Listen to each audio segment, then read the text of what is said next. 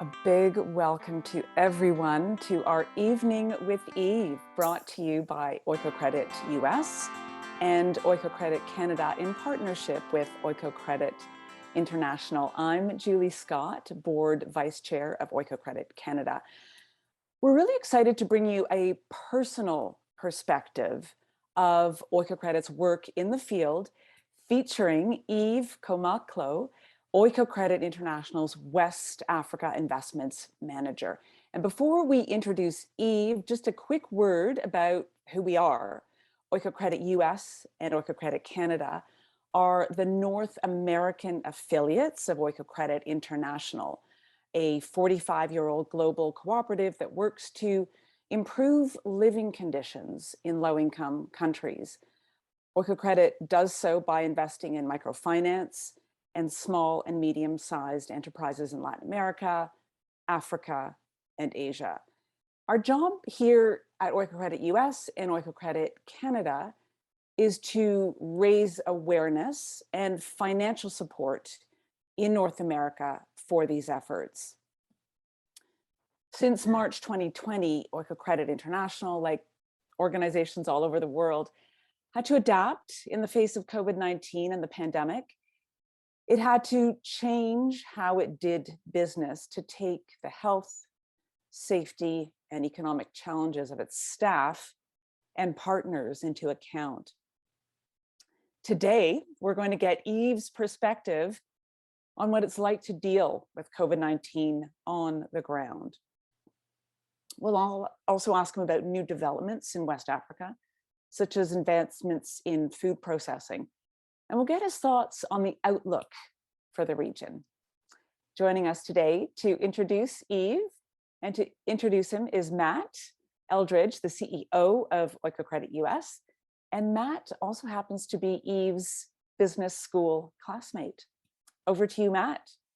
Thank you so much, Julie. And hi, Yves. It's great to see you. How are you today?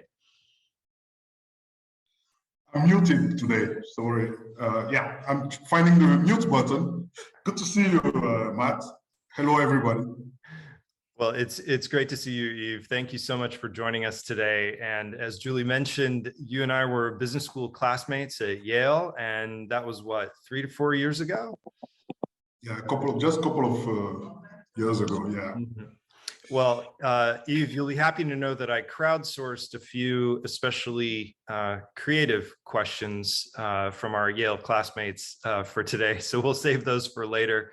Let me start by telling folks a bit more about you. Actually, before I do that, I'd like to go ahead and welcome everyone who's joining today. We have quite a number of folks from all around the world, from the US and Canada, I see we have folks joining from Germany, the Netherlands, Austria, France, from Benin, from Côte d'Ivoire, and elsewhere. Thank you for everyone who's joining today, wherever you're connecting from. I'll now tell you a little bit more about Yves, in case you don't know. Yves Komaclo is Oikocredit International's investments manager for West Africa. And in this capacity, he manages a 60 million euro portfolio of more than 80 agriculture, renewable energy, and inclusive finance projects across the ECOWAS region. And prior to joining Oikocredit in 2009, Yves was division chief of internal audit at UBA Bank in Benin, and previously held roles at Tyco International in London, Booz Allen and Hamilton, the National Sports Lottery, and the African Development Bank. Yves is a graduate of Collège Stanislas de Paris, and holds a master's degree from École Centrale de Lyon and an MBA from Yale School of Management. Yves, when I first started at Oikocredit back in 2019, I had no idea that you were also working in the Oikocredit movement. It was a very pleasant surprise. Tell us, how did you come to work for Oikocredit, and what's kept you here for for more than 12 years now? Yeah, thank you, Matt, and thank you, Julie, for the nice introduction as well. Yeah, you may, if we go back, I would say 20 or 25 years ago, when we were at the School of Management, we the school was preparing leaders for business and society. And I think that over the course of my career, I realized that I would say, I put myself as a local leader. I was not just involved in professional activities and in banking, but I was interested in actually seeing the impact of my decisions and the actions, the decision taken. I wanted to see them applied in my local community. So that was one of the reasons why I felt that after a long career in the Western world, that it was time for me also to come back home and to contribute.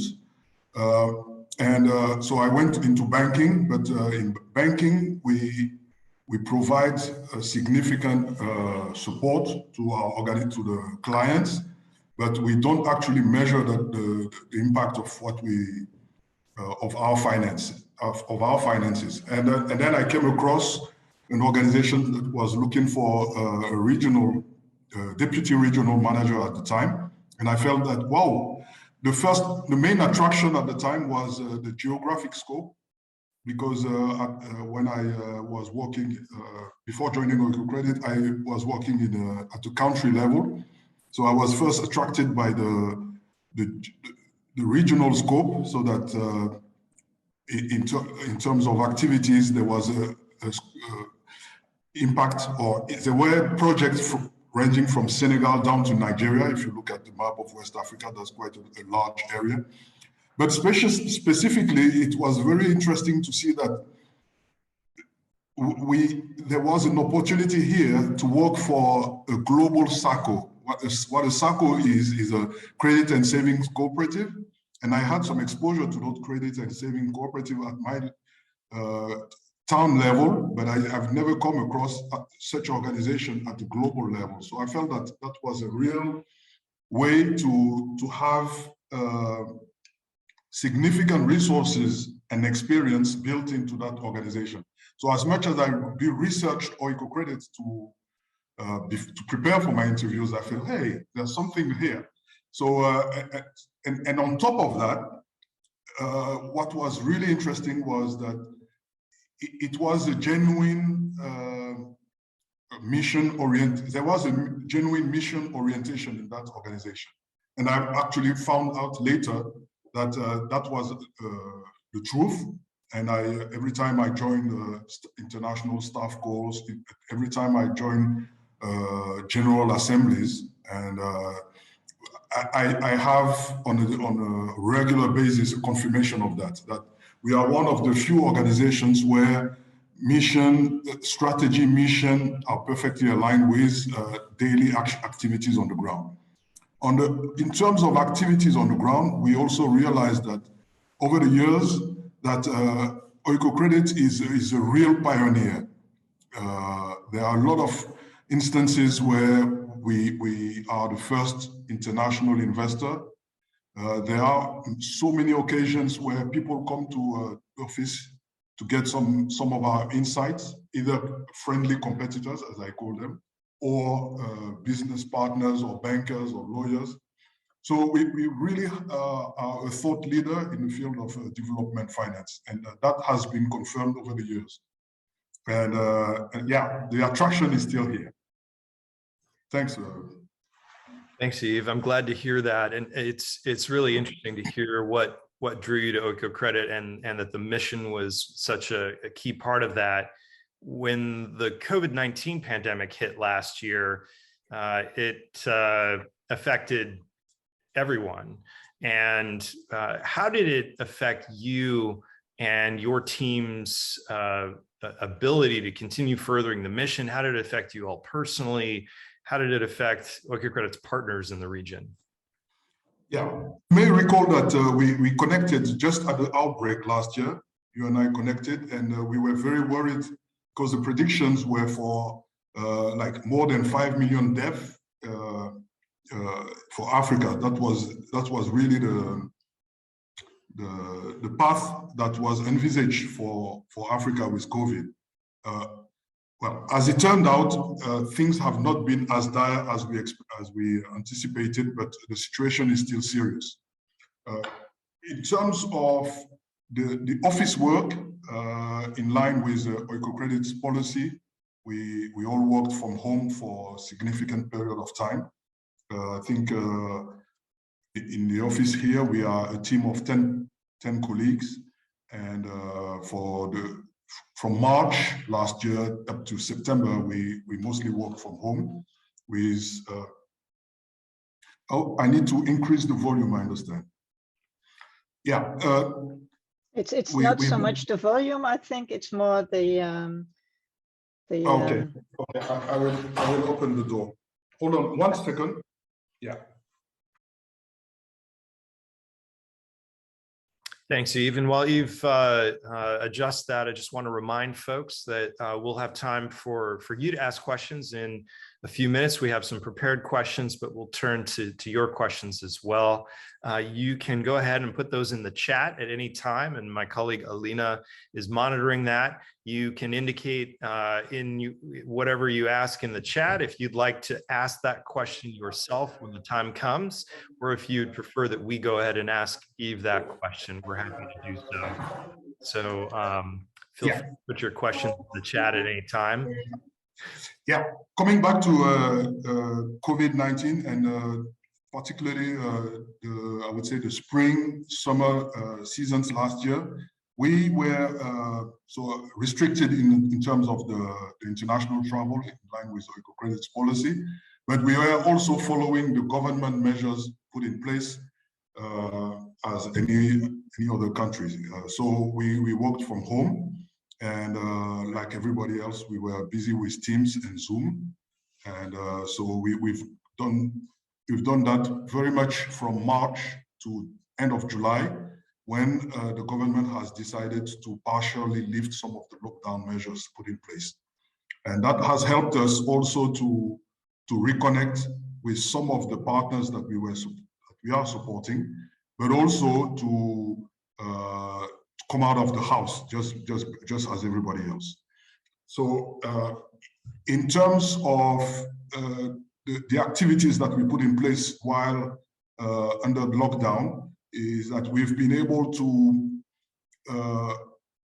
work closer, at least virtually, to work closer with our partners. So in terms of activities that conducted with our partners, there were two aspects. There was support and training to the partners, particularly in the areas of business continuity planning, stress testing, which we had recommended prior to the crisis to some of the partners that were relatively weak to strengthen their risk management. But obviously, with the COVID, we got to a point where it was mandatory. On the other side, which was more on the internal side, we decided that we had to monitor the performance of our partner much more closely. So under normal circumstances, we collect quarterly reportings, and generally these are sufficient to identify weaknesses or alerts. But under crisis, we had a much closer set of monitoring to conduct. So we shifted from the quarterly to the monthly risk assessment of each of our partners, and we convened at the global level together with our colleagues from Latin America, Asia, and the colleagues in Amersfoort. We convened on the trends. And we monitored, we obviously, risk management was very high on the agenda, not just of the team here in Côte d'Ivoire, but also at the management board level, supervisory board level, as well as in our interactions with other microfinance investment vehicles. So we had the conversation not just within Oikocredit investment teams, but also with other investors. Those measures put in place at the international level have been actually very helpful in tracking the performance of our partners, but also in showing that we were there for them. And in retrospect, I think that they've appreciated that. Although we did that not just as a way of supporting that, but also as preventing cases of trouble moving down the road. So we also, in terms of relationship between the team members, we also informally try to find out about each other and our respective families. One of our colleagues lost his father quite early on during the crisis, and that has actually got everybody in the team quite closer and more sensitive about what could happen to each other's family members. So I think that has remained the same since then. And I think that's an important takeaway from that crisis for us. Thanks, Yves. Well, first, let me say that I'm very sorry to hear about your colleague's father. COVID vaccines have started to become widespread in many countries in Europe and North America, but the rollout has been far more limited elsewhere, and the fairness of this distribution has rightly been called into question. What is vaccine access like in West Africa, where you are? And in light of that, how have social and economic conditions changed over the last 18 months? Thanks for that. It's a tough question because it's difficult to separate anecdotes from real facts, from conspiracies, and the fact that we are all now very much online, it just amplifies those trends. So I've tried to pull out a few statistics. We have a very low level of testing, as we discussed just before the call. If, for example, in the country of Benin, with about 12 million inhabitants, since March 2020, we only have 24,000 positive cases, and that's the number of cases that we have in a single day in most countries, in most Western countries, even off-peak. So that's a major concern, at least from my point of view. I think that the countries and governments should be testing much more aggressively. And with that level of testing, with that low level of testing, I'm not even telling you about the vaccination rate. So there's like 5.5% of the population that is vaccinated in Senegal. There's like 3.5% here in Côte d'Ivoire. And the average for Africa is 6% of vaccinated rate. So as you can see, even just to get to 50%, I am very concerned that we still have a very, very long way to go. And there are several factors that are conspiring to that. As I mentioned, first of all, there's access to the COVAX. COVAX is the global partnership to provide vaccines to the underdeveloped countries, which has been, to my point of view, a little underfunded. But even saying that, even when we get vaccines here, people are not rushing to get those vaccines. So that's an even bigger concern. Or there is maybe people are choosing between the type of vaccine. So people would prefer Pfizer to AstraZeneca, but obviously we at times we have shortages of one or the other. So that's a big issue. And one of the big things that people don't realize is with this low level of testing, we are unlikely to come out of the crisis with either the health crisis and, more importantly, the economic crisis. So I think, and then that's a message that has not been clearly articulated by the governments across the board here in West Africa. But that's my personal view. And that's the situation. On the other hand, and I would say because the population overall is quite young, remember there's less than 5% of the population that is above 65. Those people that are really at risk, it's a minuscule part of the population. Yeah, someone has quipped last time that, yeah, by the time a person could be affected or at risk of serious cases, could be at risk of a serious case of COVID, they are dead, because most people don't make it to their 60th birthday anyway. So I think that is also one of the reasons why our hospitals are still operating at relative capacity, even though we don't have so many, that much in terms of resources, in terms of oxygen and so on, and emergency respiratory units. But I think that, yeah, we don't have too many cases of serious cases. Maybe that's in relation to the population age. Yeah, so in terms of, yeah, I made some notes. I was just answering your question without looking back at my notes. I need to, yeah, one important aspect is, yeah, the spread of conspiracy theories, such as like the Western world is conspiring against Africans. That's why they want to inject those vaccines. Unfortunately, there's a large minority of the population that believes that. There are religious beliefs that are really slowing down the process of vaccination. There's the fact that, yeah, we still have economies that are really informal. So, and that is also one reason why implementing lockdown measures are not really effective. Most people live on a day-to-day basis, so they can't afford not to go and sell their product for more than 3 or 4 days in a row. So, and vice versa.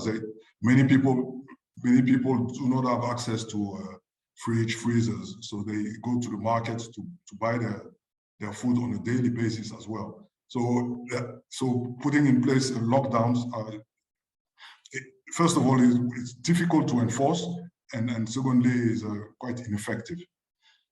So, yeah. So people are, yes, I would say the compliance to the distanciation measures, yeah, is sketchy at best, as I would say. Yeah, sorry, Matt, I'm going into all sorts of directions, but I hope that helps. That's good, Yves. That's actually quite helpful to give us, I think, a more holistic picture of what some of the challenges and how the pandemic has affected folks, you know, whether by age or, you know, many of the factors that you mentioned. For those folks who are joining us today who are less familiar with the specific work that Oikocredit does, how would you describe the types of investments that you're involved with, that you and your team are involved with in West Africa? Yeah, thanks. So Oikocredit as a whole, we are invested in renewable energy, agriculture, and financial inclusion. I will try to break it down further. So what do we mean by financial inclusion is that we are a wholesaler for financial services. I would like to take a step back, sorry. Oikocredit, our mission is to provide, I would say, a life of dignity to low-income communities, disadvantaged communities. So how do we translate that mission into the daily activities that on the investment side here? So there's one way of doing it is to finance the financial inclusion sector, so that we finance microfinance institutions, so that in turn, those microfinance institutions provide small-scale funding to micro-entrepreneurs, cooperatives, women traders, etc. So that's I would say, the main Oikocredit activity. We have extended that support to microfinance institutions by supporting as well SME banks. So the micro entrepreneurs, as they grow into micro and small enterprises, and then into small enterprises, will have higher funding needs or more diversified funding needs that may, in some cases, not be provided by the standard microfinance institutions, and those are more adequately provided by the SME banks. So we on a very selective basis, partner with some commercial banks that have a clear SME finance strategy, and we support those. So that's our interventions in financial inclusions. And I would also extend that not just to pure commercial banks, but also to leasing companies and so on, that have a clear focus on providing access to finance for those SMEs. The second part, yeah, sorry. Oh, go ahead, Yves. Yeah, the second part is renewable energy. So we tackle that field of energy using access to energy lenses. So everything that runs from solar home systems, very popular today, particularly in East Africa, in India, and it's beginning to become popular as well here in West Africa, whereby companies will provide to individual clients domestic solar kits, which are typically monitored and paid off on a pay-as-you-go basis using mobile technology. And so what we do is we provide working capital facilities to those companies that are installing those systems. So in effect, it's similar to microfinance in the sense that we provide funding to the portfolio of receivables of those solar home systems companies. And there has been a tremendous development in that sector. And that has been widely used by governments across Africa in particular to reduce or to improve the level of electrification, rural electrification rates. So today it's more effective for governments to roll out solar home systems, and then I will speak also about mini grids, then to pull wires to those sparsely dispersed population. So in terms of renewable energy, we are also very much active in mini grids. So mini grids are community-based renewable energy facilities, whereby we partner with organizations that have concessions or that have the capacity to extend the national grid to areas, typically rural areas that are quite remote from the grid. So these are significant projects that we are working on at the moment. And then the third one, which is quite important for our call today, is agriculture. So agriculture is obviously a very wide sector, and I think it's one of the most effective way for us in the investment world or in the development finance world to reduce poverty in a sustainable manner, and in I would say in a responsible manner as well. So in our investments in agriculture revolve mainly around certified commodities. So for example, certified coffee for mostly East Africa and Latin America. But if I zoom in here to West Africa, we are very much active in certified cocoa. In terms of certified cocoa, I need to explain what we mean by certified there, because there are a number of certification or internationally recognized certifications. The classic ones are fair trade. So fair trade is a certification whereby we ensure that smallholder farmers get a decent price for their product. We also have organic certifications showing that local smallholder farmers follow appropriate rules grow their crop and get the crops to market. And then we have also UTS and Rainforest Alliance, which are also environmentally oriented certifications. So in our work, we obviously at global level, we have decided on the number of value chains in which we are going to operate, which are very much SDG supportive. And we feel that cocoa is very much a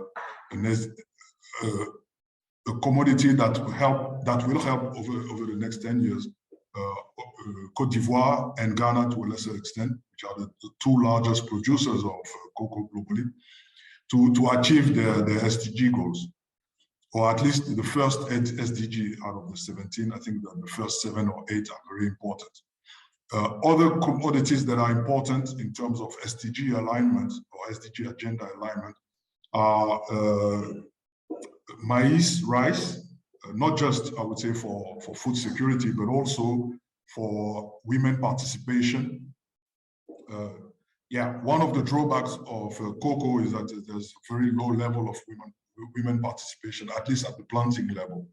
They are involved in other activities such as harvest, drying, the primary processing, but they are not as involved as others as other value chain. Another value chain we are very much interested in is cashew. We love cashews, and not just with a nice snack after hours, and it's soon going to be nice after hours for me. So yeah, and but also because cashews were originally planted in as trees to fight against desertification. So if you look at a map of West Africa, there are cashew trees are very much planted in the Sahel region. And today we speak about Sahel mostly about terrorism issues, but originally the Sahel region was an area of concern because of the progress of that Sahara desert was making in the countries.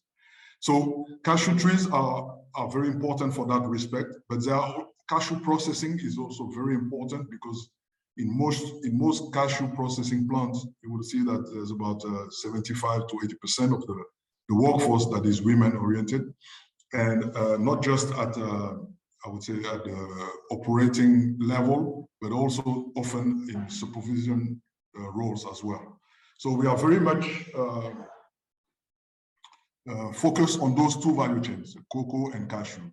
That's great, Yves. Thank you. And yeah, we also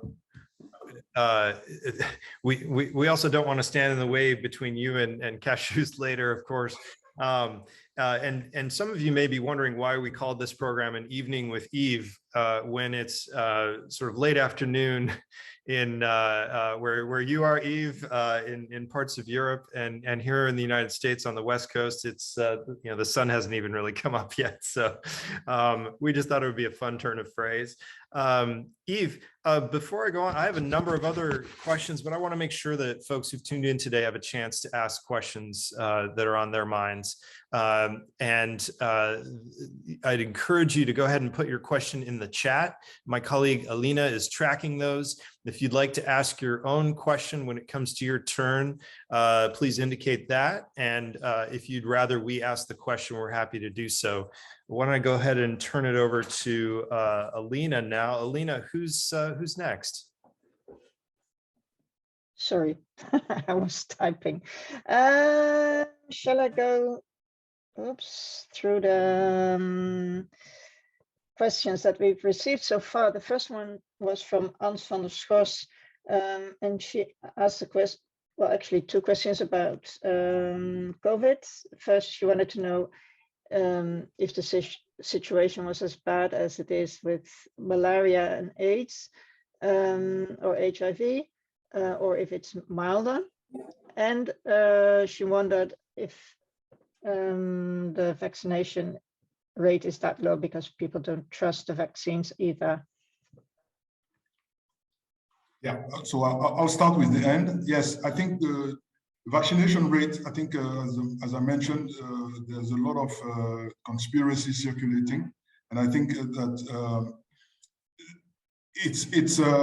there are some very strong voices against vaccine, and unfortunately, the governments have not been able to overcome those fears.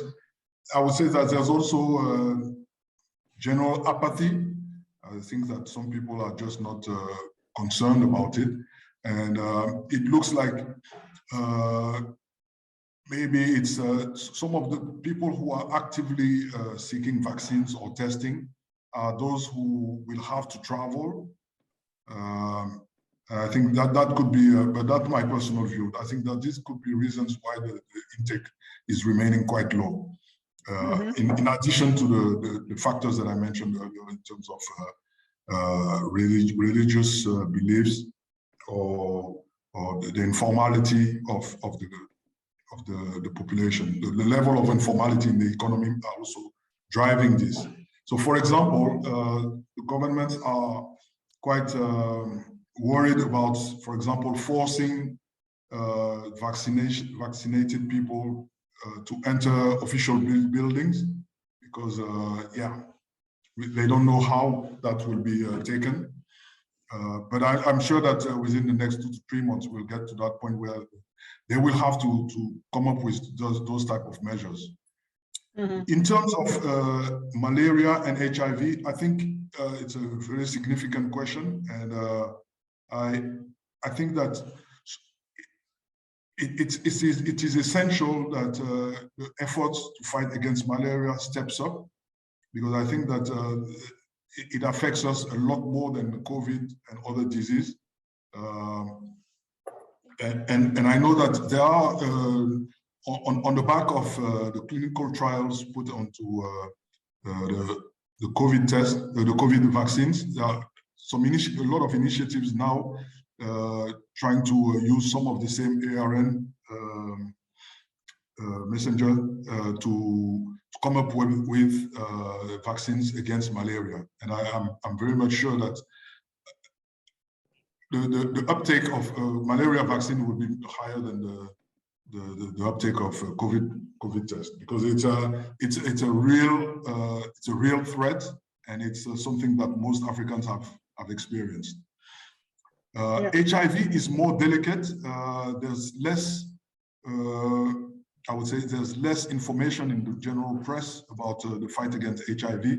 However, at a government level and Ministry of Health level, there's still a lot of work being done and a lot of international cooperation. So I think I'm very hopeful on the HIV/AIDS situation, and I would say even more hopeful than on the malaria. What happened was, and that has helped us also to prepare for the COVID outbreak, that 3-4 years ago we had an outbreak of Ebola in the area. And that was a significant wake-up call for our Ministry of Health and our public health authorities. And I think that has helped indirectly, that has helped us to prepare, at least to a certain extent, for the COVID outbreak. So in terms of emergency response, I think that there was a bit of a preparation for some of our countries here. Thank you so much. Yeah. Shall I just continue with other questions? What are the indicators you're looking for from a monthly reporting to understand the business health? Okay, yes. So I would respond to that question, I would say more tangentially. What we want to do, there was the question of monitoring the performance during the crisis.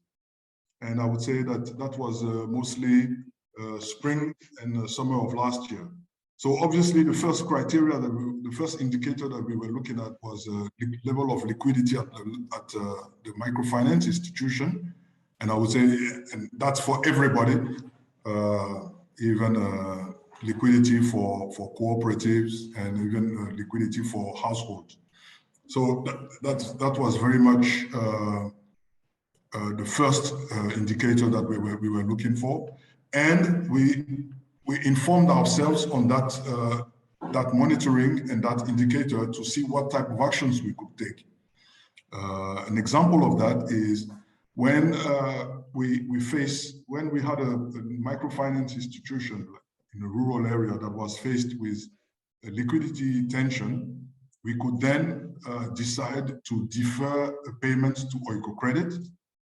We call it a payment holiday, or we could link up with other investors that were all lending to that microfinance institution to take the same measure at the same time, to release some of the pressure, liquidity pressure on that microfinance institution. Obviously, we wanted our partners to keep, first of all, to make the necessary adjustments to their operating model, in the sense that they would have to work remotely. Therefore, they would have to equip themselves with adequate internet facilities to continue operating. We would want them to continue paying their salaries, particularly with no social coverage from our governments to pay for this. So we accepted for us, the lenders, and in particular Oikocredit, to take a back seat in terms of imposing cash outlays from those institutions. So that's one type of situation that we had to deal with at the peak of the crisis. Now, outside the crisis, or let's say in a post-crisis environment such as today, the tension is moving away from liquidity to solvency. So what has happened over the past 9 months, 12 months, is that many of those organizations have had their profitability level or their margins significantly decrease. And that obviously affects their level of equity and their future ability to absorb such shocks. So today the conversation has shifted towards solvency and capitalization. And we are working in conjunction with other like-minded organizations, investors, to see how we can support those beneficiaries to rebuild their solvency. So that, as you can see, that's the type of thing that we monitor. On the technical side, we also provide technical assistance, and there were a range of such support. So in addition to the financial support, we also want to provide capacity building to our partners. Examples of that were there was the Oikocredit Solidarity Fund, COVID Solidarity Fund, which is an emergency fund that was provided on a selective basis to some of the more, I would say, exposed partners. We have also created a CEO dialogue. So we organized a platform where the CEO of our partners, of our microfinance institution partners, will share their experiences of handling the crisis. So there were a number of webinars that we have organized like this over the course of, I would say, the past 18 months. So today, yeah, we're continuing to monitor the performance, and both on the financial and the social side. Back to you, Alina. Thank you. Ms. Rita Joldersma wanted to know if the partners from your region are mainly in Côte d'Ivoire or also in neighboring countries. Yes. Okay. They are quite spread out because we have been in the region since '94. The office in Côte d'Ivoire has been opened in '94, and the office in Ghana in 1994 as well. And we have been supporting organizations since the 90s across the region. So the name Oikocredit is quite well known, particularly in agriculture and microfinance. So we have a number of partners in Senegal, across the country in Senegal, in Mali, in Burkina Faso, in Niger, as well as Benin and Nigeria, as well as and Ghana. So I wouldn't say that Côte d'Ivoire has the more clients. However, in agriculture, yes, we have more clients in the Ivory Coast here, because just because we have now, under the current strategy, 2018-2022, we are focusing on cashew and cocoa, and because cocoa and cashews, particularly cocoa, is mainly grown in Cote d'Ivoire and Ghana. So that's, I would say that it's a consequence of that decision to concentrate on those value chains. But in microfinance, I would say that the other markets are even more developed than the market of Cote d'Ivoire. Thank you, Yves. And then Mr. Wongla Kenley had a few questions. Would you be able to say them yourself? Yes, Mr. Komaclo, yeah, hi, yeah. Yes, I was asking what the Oikocredit strategy to support fishermen and agricultural sector in our countries, and what are the specific product that you have developed to support the impact of COVID in the agricultural sector. For those who have a new enterprises, the startup enterprises, or the enterprises that have been impacted by the COVID. That's what the first question.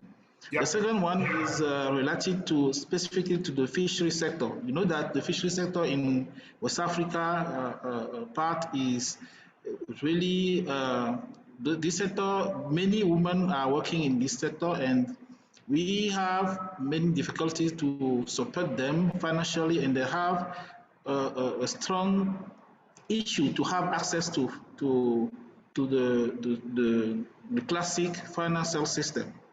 And what is this Oikocredit strategy to support those people? Okay. Yes. Thank you. Okay. Thank you for that. Yeah. Can you mute yourself? Yeah. Okay. So there are a number of questions that are interlinked. So let me start by saying how we intervene in microfinance. So as I explained at the beginning of our conversation with Matt, we are wholesalers, which means that we cannot provide, let's say, $2,000 loans to individual petty trader or fishermen. We provide funding to organizations that are closest to those communities because they know them well. So what we do in the case of Benin, for example, we would provide funding to organizations such as Vital Finance or Alide and others who have branches in close proximity of these trades markets or farms or fisheries because I think we don't want to take the job of our clients, of our partners. I think that's an important rule in finance. Every person should follow their lane, I would say. So it's important that we distinguish ourselves from the players at local level because we don't want to step on their toes. Secondly, as any credit person will tell you, the proximity and the knowledge of the client is even more important than the credit methodology. It's very important for those who know the clients best to take the decision of the investment decision. I'll give you an example. In the past, we have financed a cooperative of fishermen, and then they were not paying.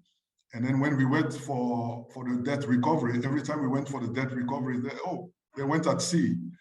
So we were never able to recover, to totally recover the amounts that we had lent to those cooperatives. So yeah, which is why it's important to allow those women, first of all, to organize themselves, preferably as cooperatives or limited companies, to formalize them. It's essential that they get formalized in order for them to benefit from local funding. So either at the microfinance level or the bank level.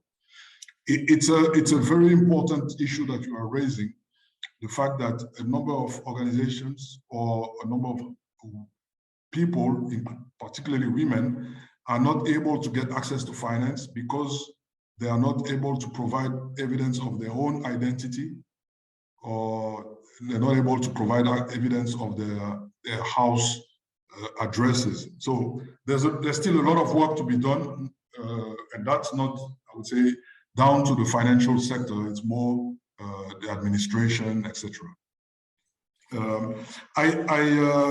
Yeah, I'm happy to speak to you offline. We're here in Côte d'Ivoire. We have a conference in a couple of days on the development of fisheries, and I'm sure that there could be some interesting lessons to be applied to Benin. Thank you. Yves, thank you. We're getting close to the top of the hour, and I want to be respectful of everyone's time. I think we have time for at least one more question, and you may be relieved to know we're not going to have time to ask some of these creative questions from our classmates for you. We're getting great questions from the audience today. Alina, who's next? Someone asks, can you please tell us more about investing in green technology in West Africa? Yeah, so I'm not so familiar with green technology. I will try to answer by breaking it down by saying that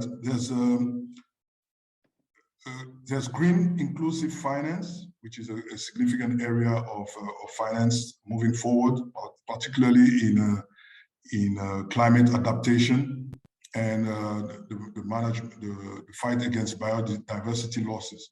So that's one angle. I suspect you are also talking about in terms of renewable energy, particularly in terms of what type of technologies are we now applying in the waste management, in biomass. There are a few initiatives on that, but it's still on a low scale level. So it's difficult today to provide commercial level lending or equity investing in those areas. We still have some of the technologies here implemented at pilot level rather than commercial rollouts. We have had one case of the project BioColor, which is a large-scale biomass using palm and cocoa waste, but it's a significant amount. It's in the $1 million plus type of scale, which is way above what I can reach. So in terms of mid-range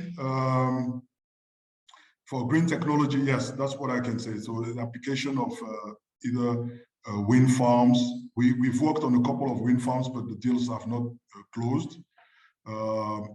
We prefer to work on solar energy, solar technologies, because they are directly impacting the disadvantaged communities. If we work on a infrastructure level, be it solar or wind, it's typically brought back into the energy generated is typically brought back into the grid, and those are not necessarily benefits the community where those equipments are installed directly.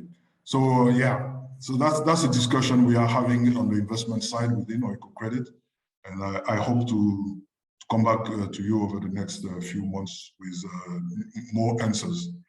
For your knowledge, for those who are not members of Oikocredit, we are now working on a new 2022-2026 strategy, and we hope to be able to come up with a few answers over the next few months. Thank you. Back to you, Matt. Yeah. Yeah, thank you very much, Yves. It's really been a pleasure to see you and speak with you today. There are many other questions we didn't have time for, and I hope we'll have a chance to continue the conversation at some point. As many of you know, we mentioned earlier, when you've joined the webinar today, Zoom has automatically assigned you the name Matt Eldridge. I see there are about 20 Matt Eldridges. Whatever your name is and whatever country you're connecting from, we appreciate you taking time to join us today. I'll now turn it back over to my colleague, Julie with Oikocredit Canada. Thank you for all these thoughtful questions, and thank you for joining us today. And Yves, merci à vous for describing, sharing your personal experience on the ground working for Oikocredit. We appreciate all that you do to help the cooperative make a positive impact through investing in West Africa.